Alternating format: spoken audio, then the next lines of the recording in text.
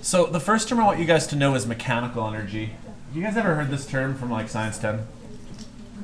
Mechanical energy basically refers to like all energy. Very basic term. It's the collective sum of all types of energy. To be honest though, when we're talking our systems, when we talk the systems we're doing in Physics 20 here, we really only care about probably two types of energy. It's either going to be kinetic energy or potential energy. So quick bit of review. Do you guys remember the formula for kinetic energy from last week? Good, yeah. You need 1/2 of the mass times the velocity squared. There's two types of potential energy I need you guys to know about. One is gravitational. That's mass times the gravitational constant, which is normally 9.81. I don't know why it would change unless you're not on Earth, times the height. Do you guys remember the formula for elastic energy? We didn't use it very much. Good. It's 1/2 kx squared. K is the spring constant, and x is how far you like warp your spring. Like I imagine when you're pulling back on a bow or something like that. Okay. So, one last thought before we do some examples. There is no formula for mechanical energy. Like if you're looking, when you ask me for help on a question, you say, Shulk, what formula do I use? There really is no answer for what formula there is. Okay. The concept behind this is figure out how much energy you have when you start, and that should be the exact same amount of energy that you have when you're done. Okay. And so it'll be some combinations of formula, but there really isn't like just one formula you use. Okay. Last thought, I guess, we also want to consider isolated systems, which is where both matter and energy should be conserved. You guys remember isolated systems from last day? Okay, let's do some examples. First example, and maybe the first thing that's going to trip you out when you look at this example is there's only one number, which is kind of scary.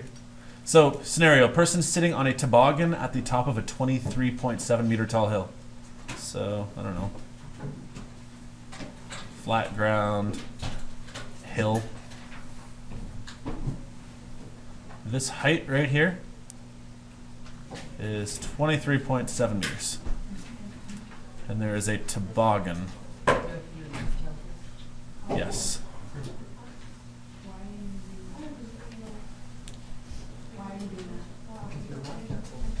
Okay, so take stock of what you know basically. When you're at the top of the hill, what sort of energy would you have at the top of the hill? You'd have potential, let's call it due to gravity. So sometimes we use like E small g. So you'd have mass times gravity times height. That's all the energy you'd have at the top, because you're not moving yet. What happens when you're at the bottom of the hill? Yeah, you have kinetic energy. So that's 1/2 mv squared. So I'm going to say this a lot today. There is no formula for what we're doing here. I mean, there's a few different formulas that we're going to put together, but there's not just one formula we use. Okay. All of your gravitational energy should turn into kinetic energy at the bottom. Does that make sense? So in terms of making a formula, you could say that the mass times gravity times height, all of that kinetic energy you started with all of that potential energy you started with should turn into kinetic energy. So it's like potential turns into kinetic.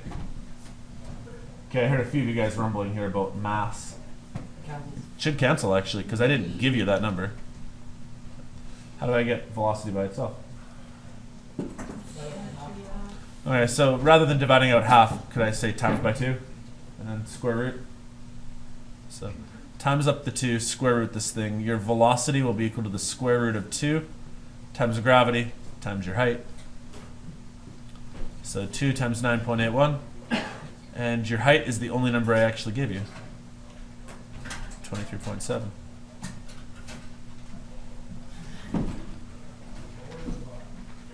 I call that velocity final.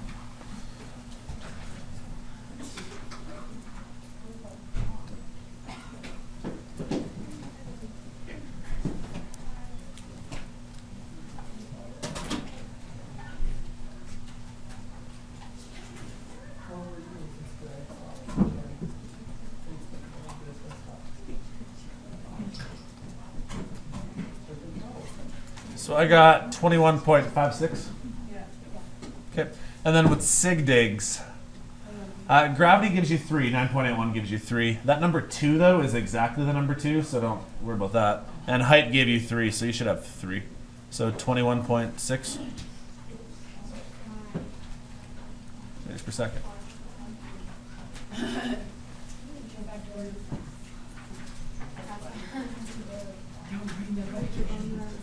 I want to use factorials in physics?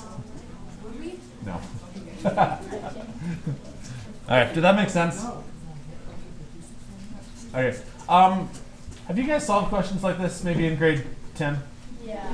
Because I'm hoping that that's slightly-ish review. So let me just try some more examples then. So here's maybe a newer type one. Let's say you've got a slingshot.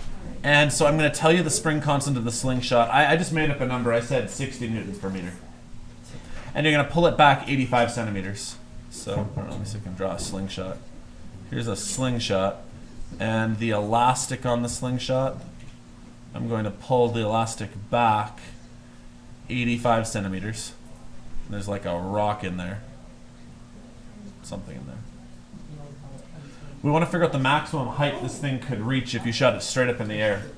I don't think I'm maybe drawing this properly. Let's say there's you shooting the thing straight up in the air. What sort of energy would it have right here? What type of potential though? Elastic potential, yeah. So you're going to have, I don't know, E elastic potential, which is 1/2 kx squared. At the very, very top, when the rock gets to its highest potential there, for a brief moment in time, it would stop moving.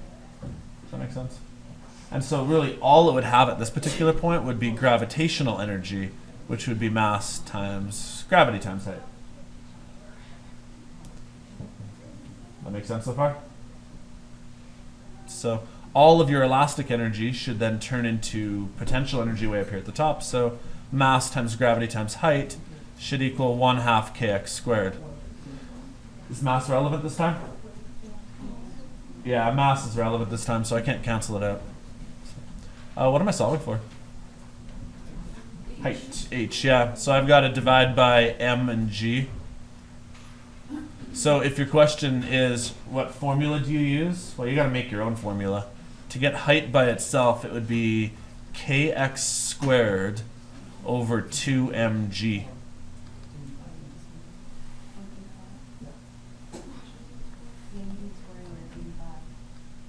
Well, one more thought about that 85. That has to be 0.85. Yeah. So this guy's 60. This guy is 0.85 squared. Mass is 2.5. And gravity is 981. I hope this is reasonable. I just made up numbers, so I didn't actually check and make sure this was actually a reasonable value. 60 times 0.85 squared divided by 2 times 2.5 times 9.81.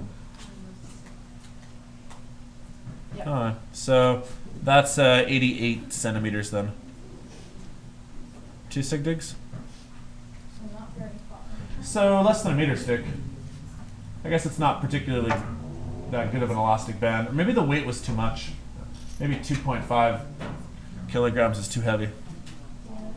I did just make up random numbers, so. Does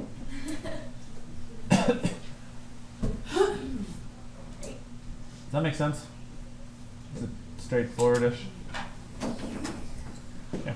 Long story short, you've got to take stock of what energy you start with, what energy you finish with, and find a way to manipulate it so you can put them together.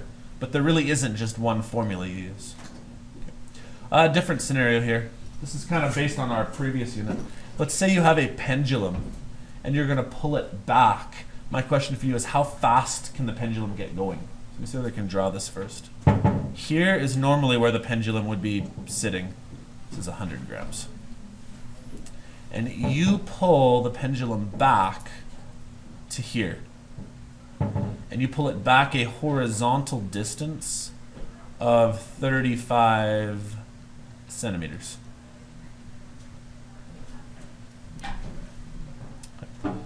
The actual string itself is 75 centimeters. Okay. And then my question is, what's the maximum speed of the pendulum? Where is the pendulum going to be going the fastest? Yeah, as it's coming along its way here, its max speed will be right here. So we're gonna look for velocity right at the equilibrium position. That make sense? As it's sitting up here, what sort of energy does it have at this particular point? Potential, yeah, due to gravity. So at this point here, it's got potential energy due to gravity. And at this point right here, it's got kinetic energy. So that would be 1/2 mv squared. Do I need to know how high the pendulum is above the ground? All I care about is how much height difference there is. At this point right here, the pendulum is probably not just scraping the ground. It probably has some gravitational energy still, but it had that same amount of gravitational energy up here. So all I'm trying to figure out is how much energy has changed. So this much distance worth of energy has changed from gravity into kinetic. That makes sense. So I gotta find that height. You guys remember how to find that height right there? Well, we need to find, like, basically from here to here. We need to figure out how much height this thing has actually risen. That'll work. To find me that change in height, let's use the Pythagorean theorem and solve for this side right here. We could solve for the angle, but that's just an extra step. If we solve for this side here, it would be, what is it, a squared plus b squared equals c squared. So what's it going to be? It's going to be the square root of 75 squared minus 35 squared.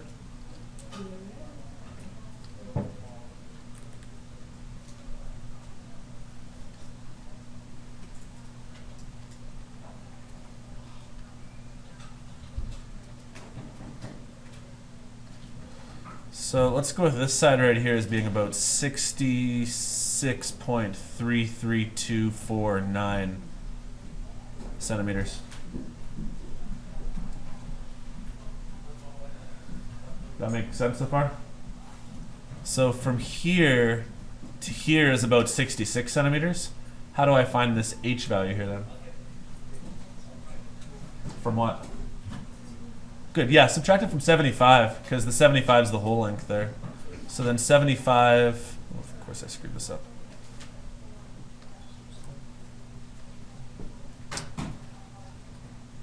(75) minus that answer means that this distance right here, the actual height that it's going to get raised, is about that many meters.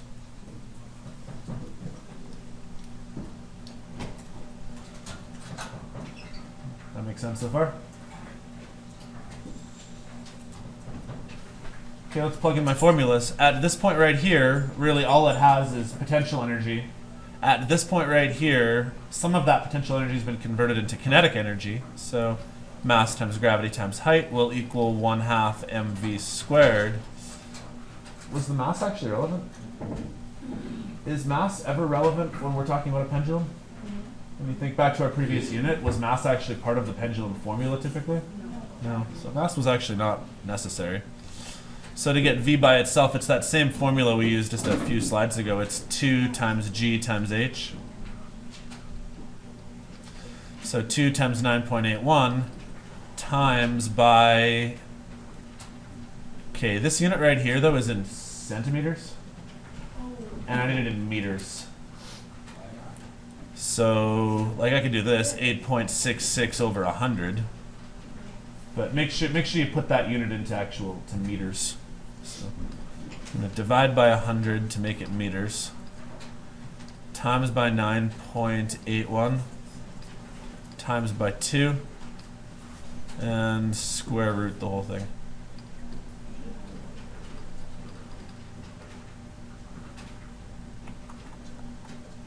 I guess I get 3 sig digs, so 1.30 meters per second.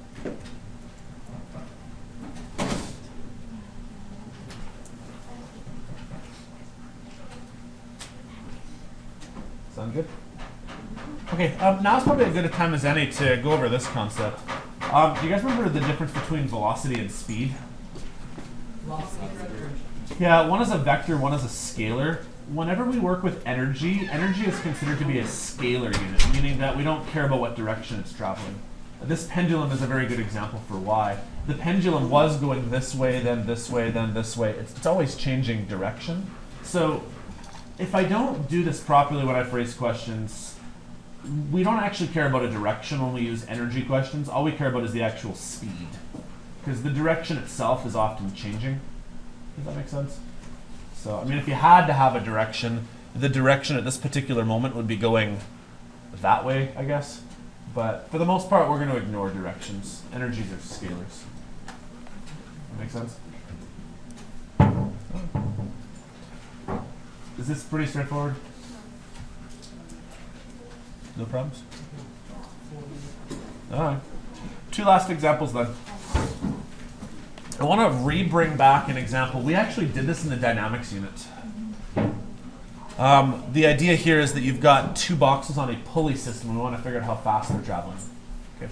I'd like to try to solve these last two questions first using like kinematics and dynamics examples, and then after that I want to try solving it using using energy. And if I do it right, I'm hoping, I didn't test this out last night, so I hope it will work, but we should get the answer two different ways. Okay. So here's the scenario here. You've got a 7.5 kilogram box on the ground, and the 12 kilogram box is slightly higher than it.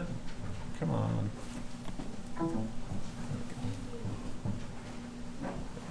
So here's the ground.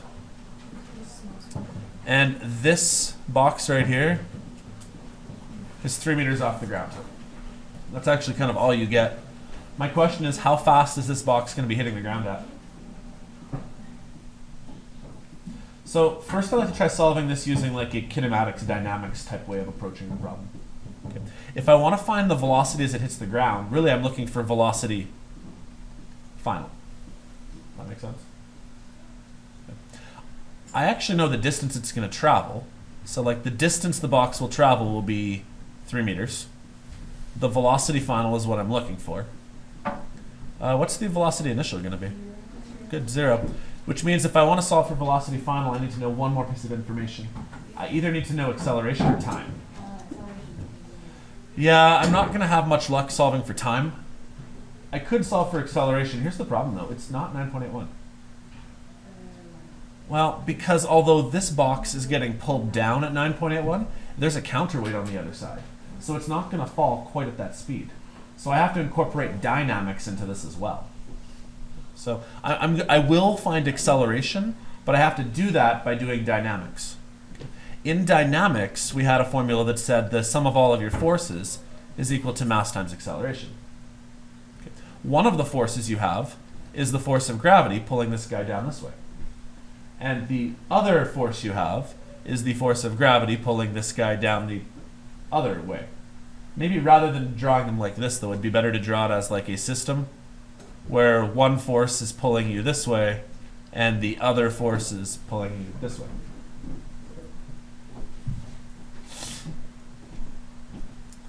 Well, the 7.5 kilogram box, its force will be 7.5 times 981. Its force of gravity. Whereas the 12 kilogram box will be 12 times 9.81.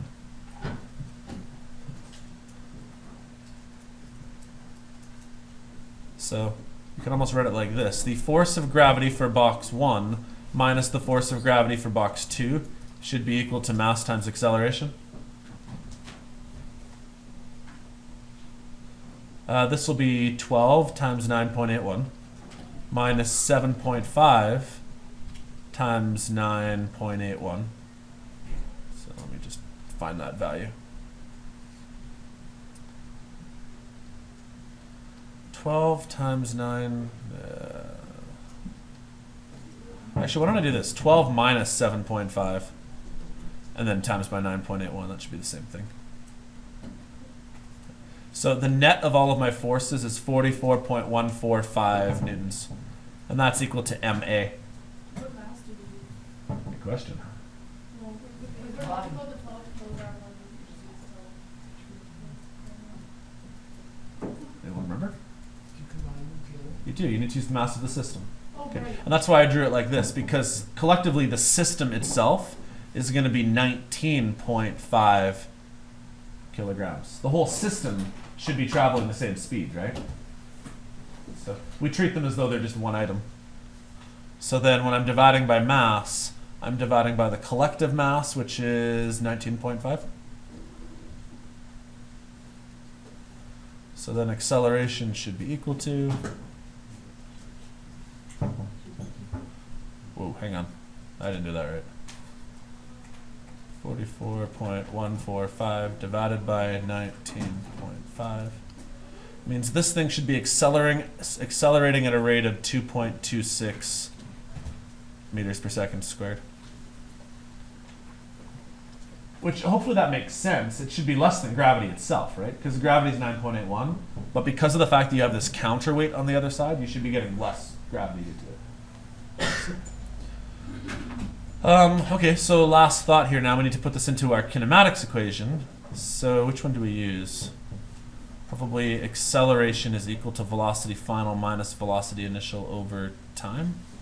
No, that's not right. I just did VF. Right, that one makes more sense. I don't have time. That was a poor choice. So velocity final squared equals velocity initial squared plus 2AD. So that's 0, so we don't need that. 2 times the acceleration times the distance, and then square root the whole thing.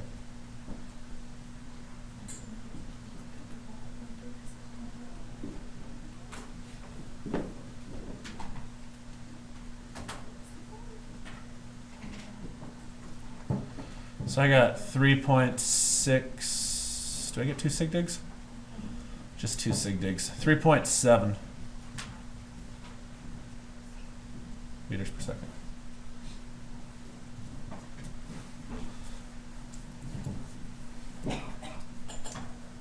That makes sense? Okay. Now let's try solving using energy instead. I hope this works out. I actually didn't test this yesterday, so I hope I can do it properly. So if it's okay by you guys, I'm going to erase all of my work there except for the answer, and I'm hoping that I can use energy formulas and get the exact same thing. Here's hoping.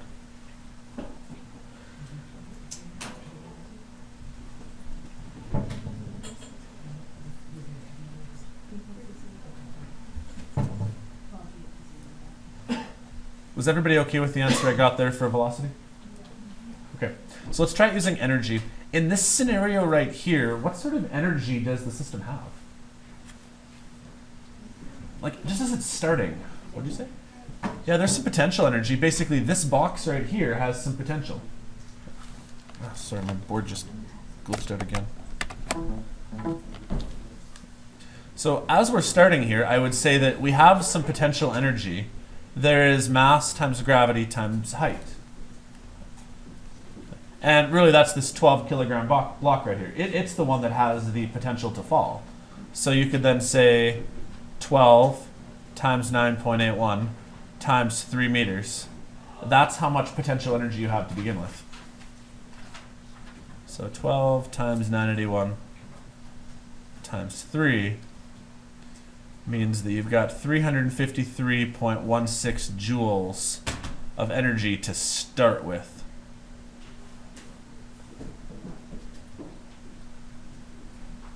Does that make sense?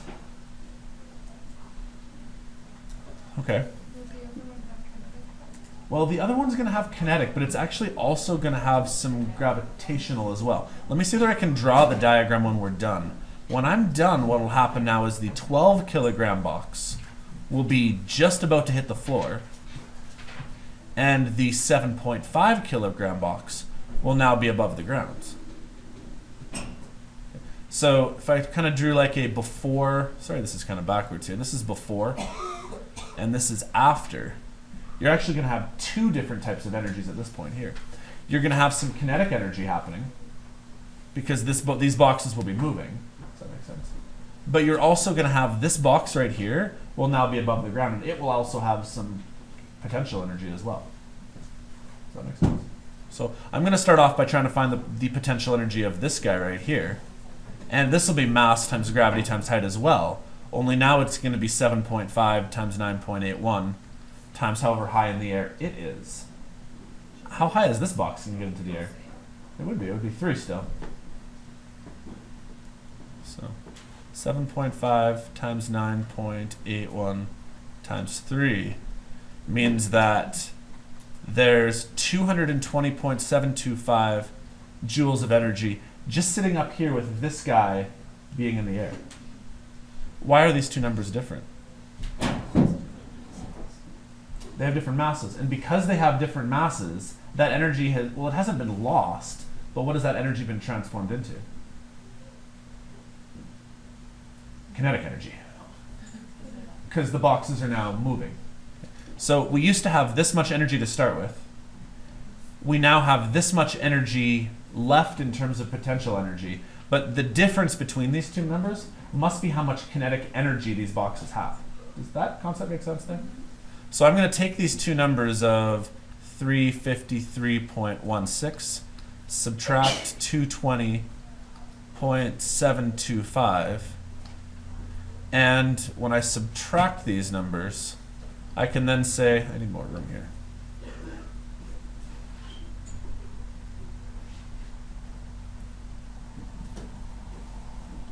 That there is 132.435 joules of energy left over, and that must be kinetic energy. Well, that's a both of the two guys, right? Does that make sense? Like both of them must collectively have this much energy, because one of the boxes is going down, and one of the boxes is going up. So they both must have a certain amount of energy. So maybe here's another way of putting it. That 132.425 joules must be equal to 1/2 of mv squared plus 1/2 of mv squared. This will be box 1, and this guy right here will be box 2. Why are you getting twice? Well, because each box has kinetic energy. The lighter box is going to have some kinetic energy, and so is the heavier box. Can you just combine them? Because like the masses are. And treat it just as one system. Yeah. Let's try that. I think that'll work. I just wanted to take That'll the work. card and go, but I bet she was gonna grab Hello. it.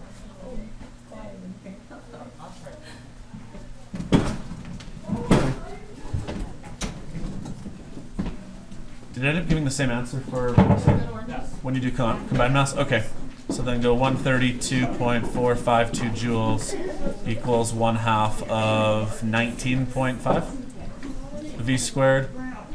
And then when you solve for v, let's see, you'd take that, you'd times by 2, you'd divide by 19.5, and then square root it. Cool. Same thing either way. I actually thought that would be easier to visualize, but apparently it's easy for you just to think of it as one system, so that works. I was, the only reason why I put 2 of them there is because I wanted to make the point that the first box has some kinetic energy, and so does the second box, like they're both moving. The mistake would be to just take the mass of just the 12 kilogram box, because that ignores the fact that the other box is still going up as well. So there are 2 different types of kinetic energy. One that's causing heavier box to go down this way, and one that's causing lighter box to go up. But you're right, like if I write it out like this, where did I have it written? When it was, if I did like say 1/2 of 12 v squared plus 1/2 of 7.5 v squared, like based on math, what you'd actually have is 1/2 of 19.5 v squared. So it's the same thing either way. Just treat it all as one big system. Why is the kinetic energy issue? Like, I know this is how we're solving it, but I don't understand why. Well, because basically what I figured out is how much gravitational energy there was to start with, and that's all the energy I had to work with. When I was done, the little box though was now up in the air, meaning that it must have some potential energy of its own, but it has nowhere near as much. So the difference between the 2 potential energies must be how much was converted into gravity, into kinetic.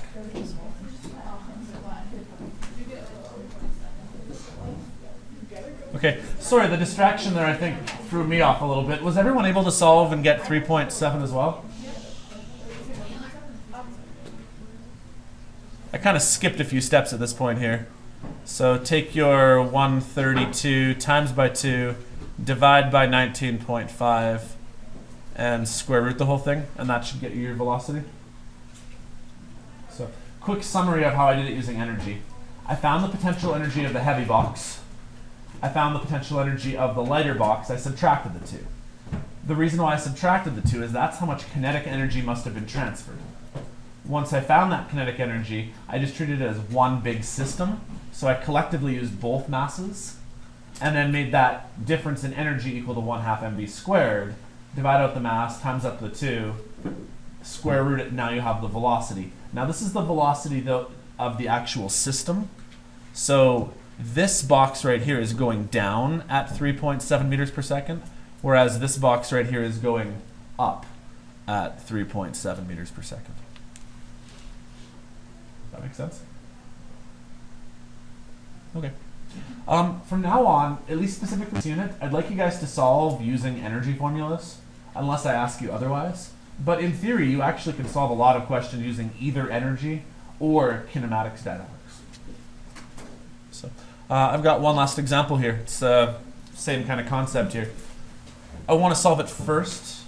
This is actually a question we did in our very first unit, the idea of like throwing something in the air and figuring out how fast it's going. I want to solve it first using kinematics, and then I want to try using energy formula second. So let me try to draw this last one. Imagine that you're on level ground and that you're going to throw a rock like so. And the angle you throw the rock at was 30 degrees, and its initial speed was 16 meters per second. Where's that 16 go? Good, yeah, on the hypotenuse. Okay. My question for you is, how fast is the rock going after it's been in the air for 2.5 seconds? So after it's been in the air for 2.5 seconds, I'm going to guess that it's probably somewhere like right about here. So if I want to figure out how fast it's going at this point here, I need to redraw another triangle. And I'm going to need to try to find the velocity in the x direction and the velocity in the y direction, and then solve for the resultant. You guys remember doing this in our first unit? Okay, so first question. Here on this initial triangle here, that 16 meters per second is not actually helpful to me at all, because it's not either the x or the y ones. So if I want to find the velocity in the x direction, what do I do? Cos? Okay, so that'll be 16 times the cos of 30. And then what about the y direction? That one's going to be sine, right? 16 times the sine of 30.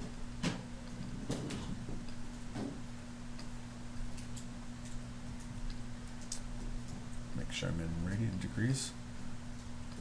16 sine 30. So this guy should be 8 meters per second.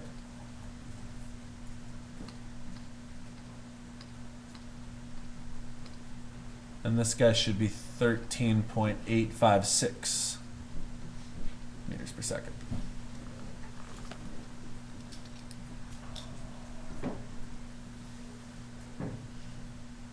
That makes sense so far? Okay, one of those velocities is never going to change. Yeah, that x direction velocity is never going to change because there's no reason for it to, because in the horizontal direction, there's no external forces acting on it. So this velocity here of 13.856 is still going to be 13.856. Here's the problem though. My velocity in the y direction is going to change. Why is it going to change? Gravity. Yeah, there is an external force acting on this. Gravity is going to be slowing it down. So we have to figure out how much gravity is going to affect it. So in the y direction, my initial velocity was 8 meters per second. I'd like to find my final velocity in y. What else do I know? Time. Okay, so time was 2.5 seconds, I think. I either need to know how high in the air this thing went, distance, or I need to know acceleration. Good. And I'm glad you said negative, because if we're throwing it up, gravity is trying to pull us back down. So the negative is very important in this example. So, okay, which formula do we use on this guy? This one is what is this? Acceleration equals velocity final minus velocity initial over time.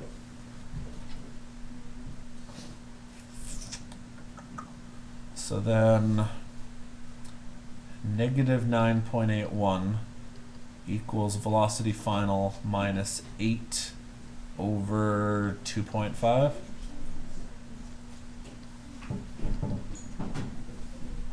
So take negative 9.81 times by 2.5 and then add 8.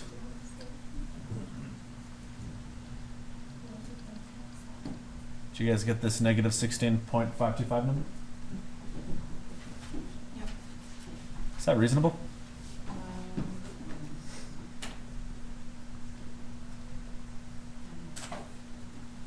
Going faster. In the negative direction.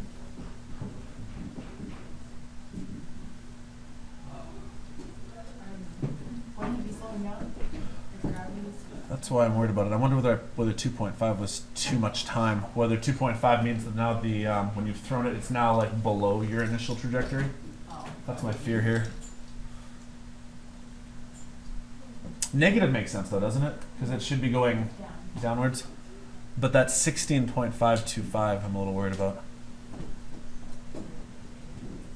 Okay, why don't I just change the question real quick here just to make sure. Because I'm a little fearful that we're 2.5 seconds. The rock or whatever, I've thrown it up, and not only has it come back past the point where I've thrown it, but now it's like below and like in the earth. So why don't we change this? Why don't we make this 1 second? And I'll just rechange that math real quick. Because then if I make that 1 second, the only number I have to change here is this number right there. It should still be negative though, right? 9. So negative 9.81 timesing by 1 doesn't do anything, but when I add 8, okay, this makes more sense here. So let's say this is after 1 second. So you've thrown it up, it's on its way back down again, so that's why it's going negative. Like it's going the opposite way you started. But it's not actually like under the earth now, because I think I kind of screwed that one up, didn't I? Okay, final thing though, that's actually the y direction velocity, which is right here, which is that negative 1.81. I need the actual resultant velocity. So even though in the y direction, it's going downwards at 1.81, in the x direction, it's still going forward. So then how do you actually find that resultant? You got to Pythagoras theorem this thing. So square that number, plus don't forget to add your 13.8564066 number, and then square root it all.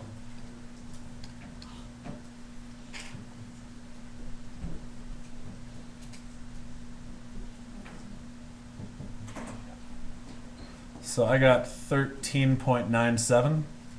That'll round to 14 meters per second. That's my resultant. Does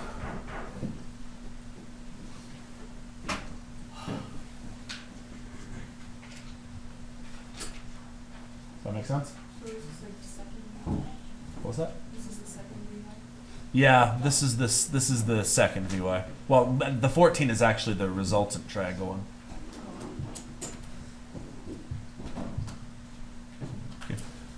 That makes sense so far? Okay, so I'm just going to keep a velocity of 14 meters per second. Dude, that's annoying. Up there. I'm going to try one more time here. I'm going to try solving with energy and see whether it ends up giving us the same thing. Am I okay to do some erasing? The back side of the sheet, I actually left a blank slide so that you'd have room to. I used it. Fair enough.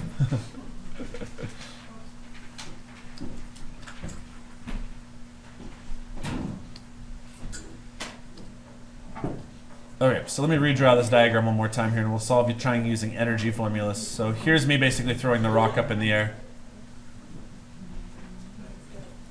When we start at the beginning right here, what sort of energy does the rock have? Kinetic. Does it have any gravitational potential energy, really? I guess technically you're probably throwing it from like a foot off the ground or so, but we're going to kind of ignore that height right there, because it'll also have that same height right here. So really at this point here, all that you have is some kinetic energy. What about at this point right here? What sort of energies does it have here? It has gravitational, and it has more kinetic energy. So I actually have two different velocities. I have velocity 1 when I start, and I have velocity 2 when it's up here in the air. That make sense? So if I were to try to make a formula for this, it might look like this. When I start, all I have is this, 1/2 mv1 squared. When I'm done, it's going to have mass times gravity times height, and it's going to have a new velocity. And my goal is to solve for that second velocity. First thought here, I didn't actually tell you how heavy the rock was. Doesn't matter. Every single term has mass in it. This term has mass, this term has mass, this term has mass. Mass is actually irrelevant.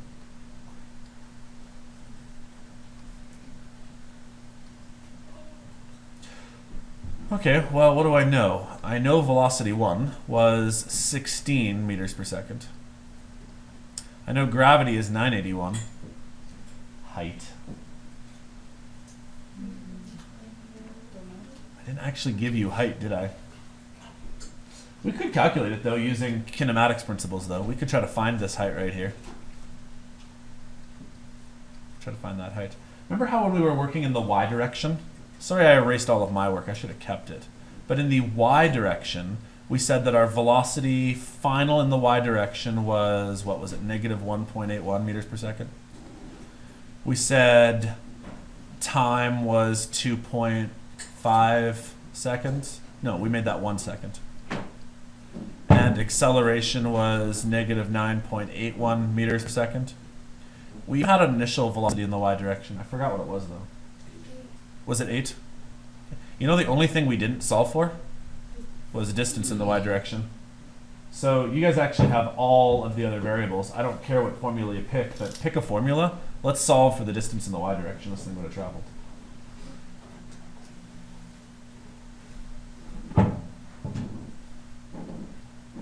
I'm probably going to try to avoid using numbers that were calculated, so I'm going to try using the ones that uses VI, T, A, and D. So I'm going to use this guy. D equals VIT plus 1/2 AT squared. But you should be able to use any formula you want. This will be 8 times 1 plus 1/2 of negative 9.811 squared.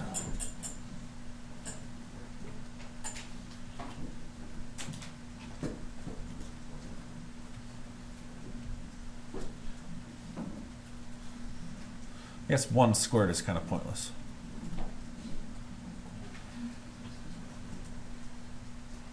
I got 3.095 meters.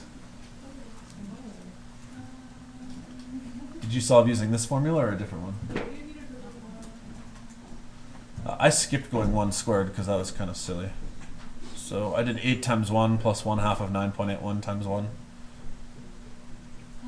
I got that thing up. The 3.095? Yeah, I got that. Okay.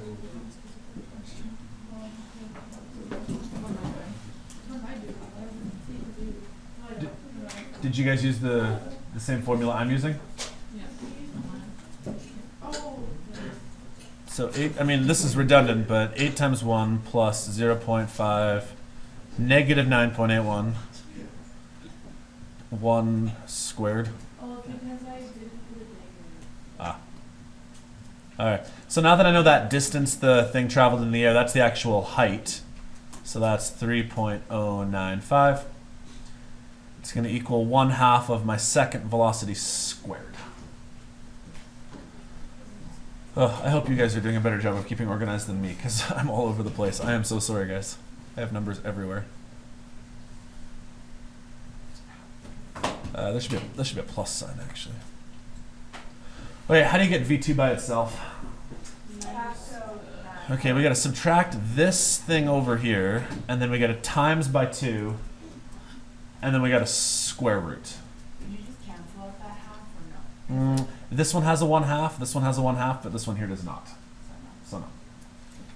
So when we do this, I'll go 0.5 times 16 squared, which means this number here is 128.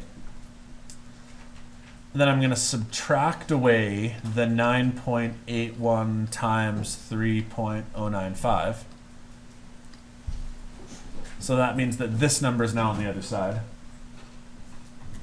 Then I'm going to times by 2 to get rid of the 1/2. And then I'm going to square root the whole thing.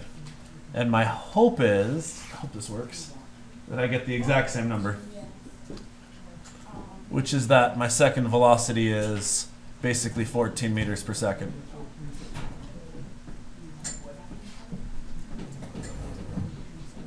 Should I show that a little bit better? Oh, do you multiply by 2 after you split? Yeah, so you multiply by 2 and then you square root.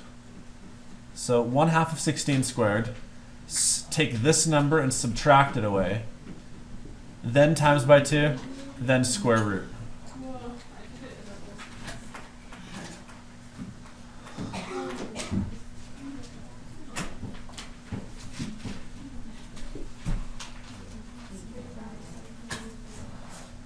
That makes sense?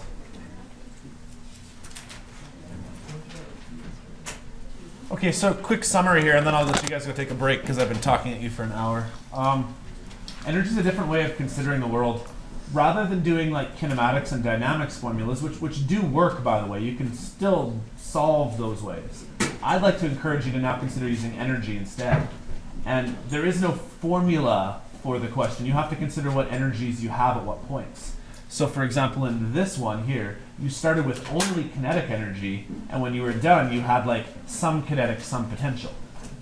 In the example that we did before that with the pulley system, you started with only gravitational, and when you were done, you had some gravitational still, but the rest was kinetic. And so it's your job to kind of keep track of what energy goes where. Typically, I only need you to do 3 different types though. You're either going to use kinetic energy, or potential energy due to gravity, or possibly like spring energy, like the 1/2 kx squared. Those are the only 3 formulas you need. You just have to put them in the right places. Any questions? Crickets. Okay. Go take a 5-minute break. When you come back, you can start your assignment.